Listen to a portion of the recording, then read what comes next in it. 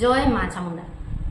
ৰাশিৰ ফল আমি লৈ আহিছো 21 ছেপ্টেম্বৰ 2024 শনিবাৰৰ বিষয়ে। আজিৰ দিনটোত যিসকল শিশু জন্মগ্ৰহণ কৰিব তেওঁলোকৰ হ'ব মেষ ৰাশি, আৰু আজিৰ দিনটোত যিসকল কন্যা পুষ্পিতা হ'ব তেওঁলোকৰ হ'ব দুখিলা যোগ।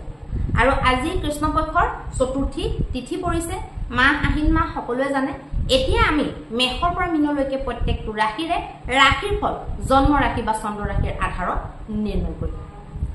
এতিয়া আহকচোন প্ৰথমতে আমি মেষৰ কথা ডিসকাস কৰি লওঁ। মেষৰ কাৰণে দিনটো বেয়া নহয়। মেষে যিকোনো কাম প্লেনিঙত যদি কৰে, বিশৃংখলকে নহয়, পুৰা যদি ডিসিপ্লিনত কৰে, তেতিয়াহ'লে তেওঁলোকৰ সাকসেস ৰেটটো বাঢ়িব।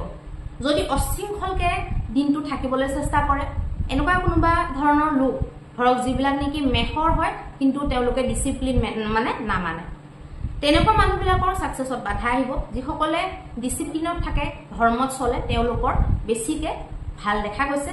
বাকি যিসকলে ধৰ্মক পাত্তা নিদিয়ে, আজিকালি বেছিভাগ মানুহে তেনেকুৱা হৈছে যি নেকি গুৰু গোসাঁই একো নামানে আৰু ভাল ফলৰ কিন্তু বিশেষ আশা কৰে, তেওঁলোকৰ ইমান এটা বেনিফিট নাই দেখুৱা। আৰু আজিৰ দিনটোত পইচা পাতি লেনদেন বিলাক বিশেষ ডাঙৰ পইচা পাতি লেনদেন আপোনালোকে নকৰিব, কাৰণ বাৰটো শনিবাৰ হয় আৰু বেছি ৰাতি ফাললে কামবিলাক আপোনালোকে নকৰাটো ভাল হ'ব। ইনে নৰ্মেলি ভালে দিনটো বেয়া নহয়, তথাপি এই দুটা সাৱধানতা আপোনালোকে লৈ লওক। বৃষৰ কাৰণে মানসিক চিন্তা এটা থাকিব। বৈবাহিক ক্ষেত্ৰত কিবা কথা চলি আছিলে সেইটোক লৈ চিন্তা হ'ব পাৰে। বন্ধু বৰ্গৰ লগতো কিবা চিন্তাৰ হয়তো কিবা এটা মানে উৎপন্ন হ'ব পাৰে। ল'ৰা ছোৱালীৰ কাৰণেও চিন্তিত হৈ থাকিব লগা হ'ব পাৰে, আৰু পইচা পাতিৰ ক্ষেত্ৰতো চিন্তিত হ'ব লগা হ'ব পাৰে। কিবা বিশেষ এটা বস্তু হেৰুৱা বা বিশেষ এটা বস্তু ফচি যোৱা, পইচা ফচি যোৱা হ'ব পাৰে। তেনেকুৱা সমস্যাবিলাকৰ কাৰণে মনটো ব্যথিত হৈ থাকিব পাৰে। মিথুনৰ কাৰণে কি আছে? মিথুনৰ কাৰণে লাভৰ সম্ভাৱনা। মিথুনে যোনটো কামতে ধৰক মনোনিৱেশ কৰিব সেইটোতে সফলতা হ'ব পাৰে। কামটোত তেওঁলোকৰ ফৰে থাকিব পাৰে। যিকোনো কাম যেনেকে প্লেনিংটো বনাইছে বা যেনেকে কৰিম বুলি ভাবিছে তেনেকে কৰিবলৈ তেওঁলোকে মানে সফল হৈ যাব পাৰে। নিজৰ মনো মুতাবিকভাৱে তেওঁলোকে মানে কৰিবলৈ পাব পাৰে বা তেওঁলোকে ৰিজাল্ট কেইটাও পাব পাৰে। এতিয়া আহিব কৰ্কটৰ কাৰণে। কৰ্কটৰ কাৰণে কাৰ্যক্ষেত্ৰৰ কিছুমান কাগজীয়া কাম থাকে নহয়, সেইবিলাকৰ কাৰণে ভাল নহয়, সেইবিলাক সাৱধান হ'ব। যিকোনো আইন কানুনৰ লগত জড়িত কামৰ কাৰণে আপোনালোকৰ ভাল নহয়, আৰু কাৰ্যক্ষেত্ৰত মানুহক ৰিপ্লাই দিওঁতে কথা কওঁতে অকণমান সাৱধান হ'লে আপোনালোকৰ কাৰণে শুভ হ'ব। বাকী ইনে নৰ্মেল দেখা গৈছে, বাকী ৰিলেশ্যনশ্বিপবিলাকৰ ক্ষেত্ৰত মধ্যম দেখা গৈছে। এতিয়া আহিব সিংহৰ কাৰণে। সিংহৰ কাৰণে কিন্তু বহুত ডাঙৰ কিবা সংযোগ, আপোনালোকৰ ভাগ্যৰ সংযোগ মিলিব পাৰে। কিবা বহুত ডাঙৰ আপোনালোকে ভাল খবৰ পাব পাৰে, বা কিবা এটা বস্তু বহুত দিনৰ পৰা বিচাৰি আছিলে আজি পাই যাব পাৰে, বা মানে আজি সংযোগটো স্থাপন হ'ব পাৰে। দিনৰ ভাগটো বিশেষকৈ আপোনালোকৰ কাৰণে ভালে থাকিব, ভালে দেখা গৈছে। কিন্তু ইয়াত এতিয়া ৰাশিফলত জমনি কথা এটা মোৰ মনত পৰিছে। কিছুমান মানুহে ৰাশিফল আশা কৰে, কিন্তু কিছুমান এনেকুৱা মানুহ আছে যি ৰাতিপুৱা উঠি পেলাই ব্ৰাছ কৰিলে, গাটো ধুলে, গোটেই দিনটো একোৱে নকৰে। যিটো মানুহে একোৱে কৰা নাই তাৰ ওপৰতনো কি ৰাশিফল ফলীভূত হ'ব? সেইটোতো বৰ চিন্তা কৰিবলগীয়া কথা। এইটো বাৰু নিজকে মূৰ্খ বনোৱা কথা নহয় জানো? আপুনি দিনটোত একো নকৰে, আপুনি অকল খালি খাই গা ধুৱে শুৱে আৰু এনেই ঘৰতে থাকে, কিন্তু আপোনাৰ ওপৰত অকল ৰাশিফলবিলাক ফলীভূত হৈছে নাই আপুনি খুব চাই। সেইটো কিন্তু বৰ লাজৰ কথা। আপুনি যদি কিবা এটা ফিল্ডত আছে, আপুনি কিবা এটা যদি কৰি আছে, কিবা নহয় কিবা এটা অন্তত ইম্পৰ্টেণ্ট বুলি কোৱাৰ ইম্পৰ্টেণ্টৰ শ্ৰেণীত থকা কিবা এটা কাম যদি আপুনি কৰি আছে, তেতিয়াহে আপোনাৰ ৰাশিফলখিনি চাই লাভ হৈছে বা ফলীভূত হ'ব।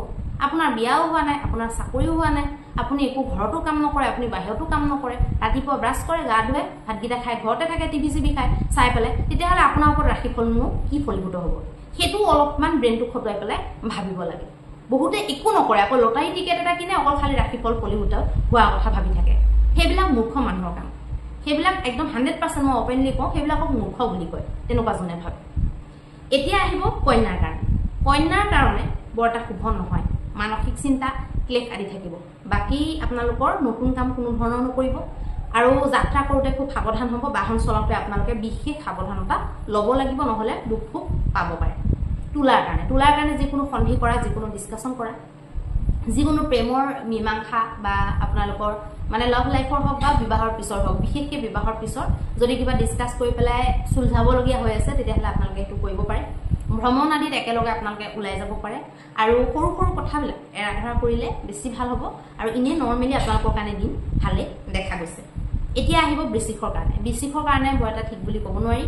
ডাঙৰ ডিসিশন একো নলব কোনো ধৰণৰ মহত্বপূৰ্ণ ডিসকাশন মানে সন্ধি টাইপৰ কামবিলাক আপোনালোকে নকৰিব কোনো ধৰণৰ পাৰ্চেজ আপোনালোকে আজি দিনটোত নকৰিব পইচা পাতি নলগাব কোনো ধৰণৰ লেনদেন আপোনালোকে নকৰাটো ভাল হ'ব এতিয়া আহিব ধনুৰ কাৰণে পঞ্চমত থাকিব ধনুৰ কাৰণে সন্তানৰ কাৰণে প্ৰেমৰ যিকোনো মীমাংসাৰ কাৰণে বা প্ৰেমত আপোনালোকৰ কিবা এটা ধৰক 2-3 দিনৰ পৰা অলপ মানে প্ৰবলেম পাই আছে আপোনালোকে ভাল কৰিবলৈ চেষ্টা কৰি আছে হয়তো ভাল হৈ যাব পাৰে আজি দিনটোতে আপোনালোকে লাগি থাকোতেনে হেফালৰ পৰা আপোনালোকে পজিটিভ সাইন পাব পাৰে বা আপোনালোকে এনেকুৱা এটা কাম ধৰক বুদ্ধিৰ লগত জড়িত কাম আপোনালোকে বহু দিনৰ পৰা লাগি আছে কিন্তু এটা বিশেষ আপোনালোকে আইডিয়া এটা বিচাৰি পোৱা নাই যেটো কাৰণে কামটো কমপ্লিট হোৱা নাই আজি হয়তো বিচাৰি পাই যাব পাৰে আজি আপোনালোকৰ হয়তো টিগ্ৰমটো খেলাই যাব পাৰে বুদ্ধিৰ উদয় হৈ যাব পাৰে আৰু বাকি নৰমালি যিবিলাক আপোনালোকৰ প্ৰাপ্তিৰ লগত জড়িত যিবিলাক আমাৰ জীৱনৰ শুভ প্ৰাপ্তি সেইবিলাকৰ লগত সংযোগ হৈ থকা কিবা বিশেষ খবৰ আপোনালোকে পাব পাৰে মকৰৰ কাৰণে এতিয়া আমি চাই লওঁ মকৰৰ কাৰণে মাক দেউতাকৰ মনত কোনো ধৰণৰ আঘাত নিদিব মাক দেউতাকক কোনো ধৰণৰ ডাঙৰ কথা আপোনালোকে পৰাপক্ষত নকব বন্ধু বৰ্গৰ লগতো খুব অমাহিকভাৱে আপোনালোকে কথা বতৰা পাতিব বন্ধু বৰ্গকো আপোনালোকে মনত কিন্তু আঘাত নিদিয়াটো ভাল হ'ব এতিয়া আপোনালোকৰ কুম্ভৰ কাৰণে আহিব কুম্ভৰ কাৰণে যিকোনো দৌৰা-দৌৰি কৰা যিকোনো আপোনালোকে ধৰক জবৰ কাৰণে এপ্লাই কৰি আছে বায়োডাটা দিছে বা আপোনালোকে খেলত মনোনিৱেশ কৰি আছে বা সৰু সুৰা আজি কিবা খেল এখনকে আছে বিদ্যাৰ্থীয়ে আজি কিবা এটা ধৰক টেষ্ট আছে বা টেষ্টৰ তৈয়াৰী কৰিব লাগে তেনেকুৱা বিলাক কাম যত নেকি খুব পৰাক্ৰম লাগে খুব এগ্ৰেছিভ হৈ কৰা কামবিলাকৰ কাৰণে খুব শুভ দেখা গৈছে এতিয়া আহিব মিনৰ কাৰণে মিনৰ মানসিক ক্লেশ মনত এটা দুবিধা বনি থাকিব মানসিক চিন্তা এটা আপোনালোকৰ কাৰণে বনি থাকিব মনটো আপোনালোকৰ ভাল নাথাকিব পাৰে এঠাইত হয়তো আপোনালোকৰ কৰবাত মনটো গৈ থকাৰ কাৰণে আপোনালোকৰ বেলেগ দৰকাৰী কামবিলাকত ফোকাস নবহিব পাৰে যেটোৰ কাৰণে আপোনালোকে ক্ষিন্ন হৈ থাকিব পাৰে আৰু ভবা কামবিলাক সিদ্ধি নহব পাৰে আৰু বৈবাহিক ৰিলেচনৰ ক্ষেত্ৰতো অকনমান প্ৰবলেম দেখা দিব পাৰে গতিকে যিমান পাৰে কম কথা পাতি পেলাই আপোনালোকে ঝামেলাবিলাক কমাব পাৰিব গতিকে বাকি ইনে নৰমেল বাকিবিলাক আৰু ইয়াতকে বাহিৰা বিষয়বিলাকত নৰমেল মধ্যম দেখা গৈছে এতিয়া আহকচোন আমি মহা উপায়ৰ বিষয়ে আলোচনা কৰিম মহা উপায়ত আপোনালোকে দক্ষিণ ফালে চাকি গছ দিবলৈ নাপাহৰিব সেইটো এই দিনৰ বৰ এটা ইম্পৰ্টেন্ট কাম আৰু মহালয়াৰ দিনাখনি আগন্তুক যেটো মহালয়া আহিব তাত আপোনালোকে নিয়ম নীতি কৰিবলৈ নাপাহৰিব বাকি আপোনালোকে আজি দিনটোত যদি কৰো বুলি ভাবে আহত গছৰ তলত আপোনালোকে চাকি জ্বলাব পাৰে আহত গছৰ তলত তেলৰ চাকি জ্বলাব পাৰে আৰু আহত গছৰ তলত আপোনালোকে 7 লোটা 3 লোটা বা 5 লোটা আপোনালোকে পানী ঢালিব পাৰে